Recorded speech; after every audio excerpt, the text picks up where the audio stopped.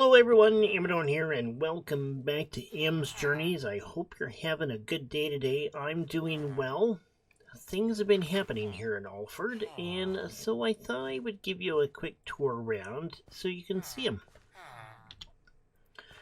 One of the first things that's happened recently, of course in my last episode, I put together these greenhouses for potatoes and carrots. I have since then added in some buildings where wheat and beetroots are being harvested. This one here is for wheat, and the other one over here is for beetroot.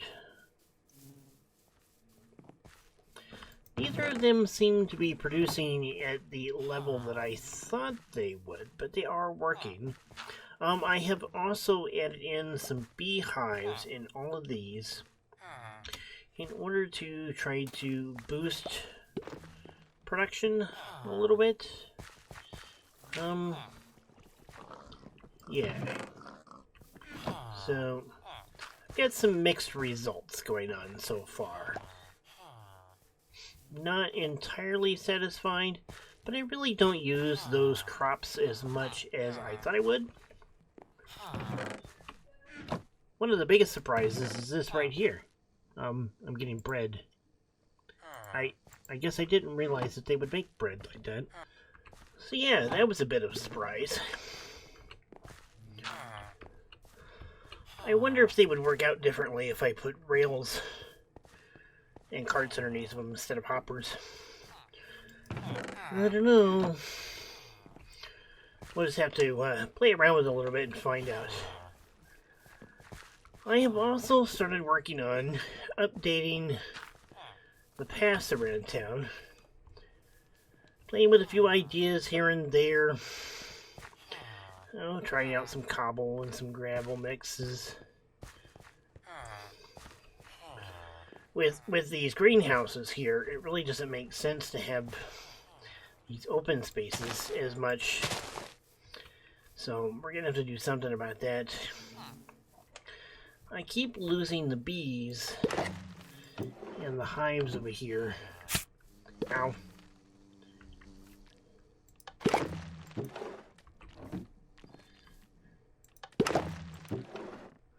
There we go.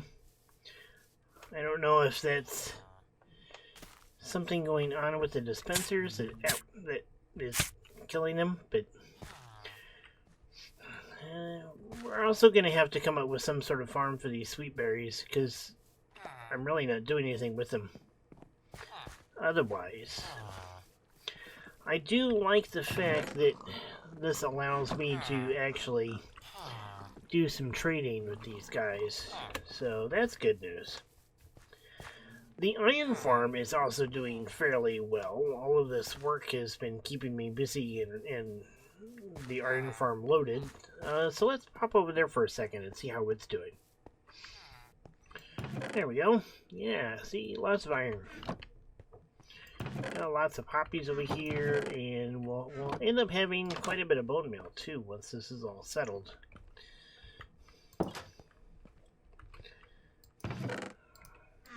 I did go ahead and bring over all the iron for the old iron farm, so it's in here as well. What I haven't done yet is bring over the villagers, which I really still need to do.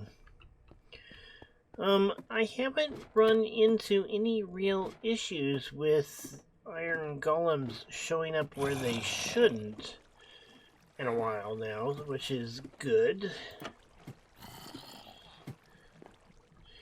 Even up here, they seem to be doing all right. Now it's getting nighttime, so I'm going to have to go to sleep for pretty soon. But, yeah, this tower does a really good job.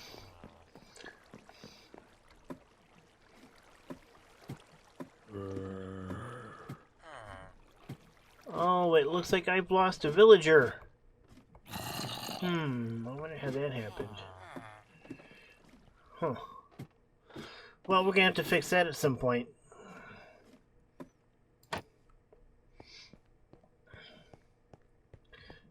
Even minus a villager, it seems to be working.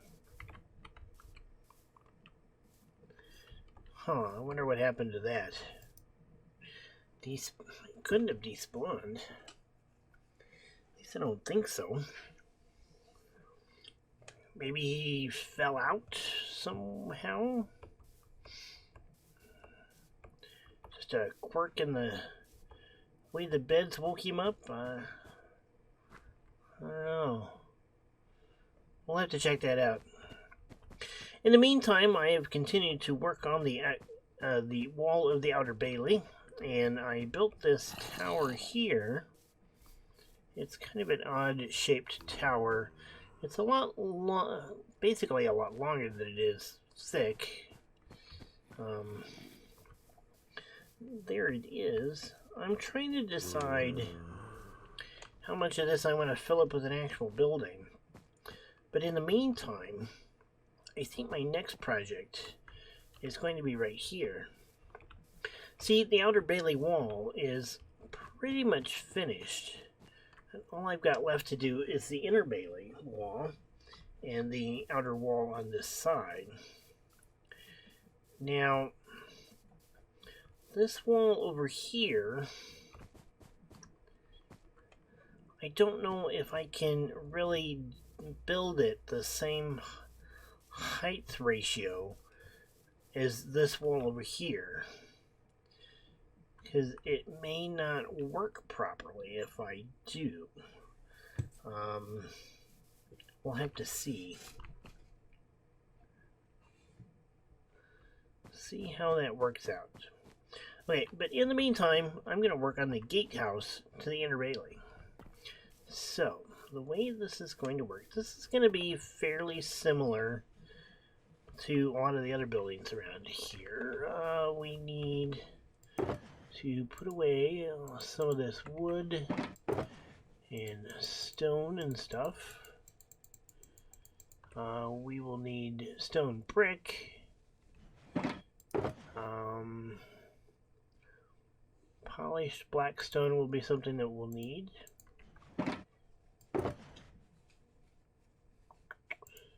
Stone here. Okay, so we get stone brick. And we need polished black stone. Okay, there we go. So we're going to want a piece of black stone in the middle. Or right there. And there. Actually, I think we're going to want it right there. And right there. Yeah.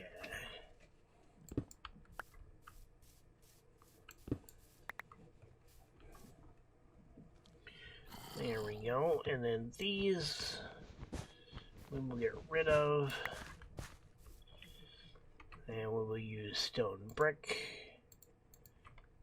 here. Okay. And then we will use stone brick here and here.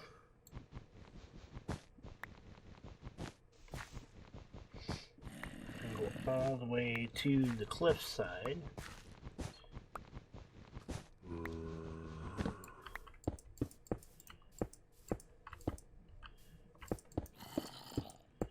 There we go. And we need to get rid of these. And get rid of that.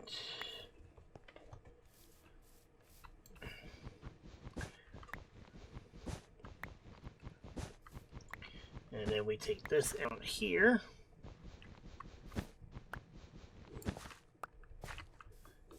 Putting stone brick along here. And then we're going to do the same thing on the other side, so that we can get it as well. So it'll be about the same size. Now this will eventually connect up to this over here.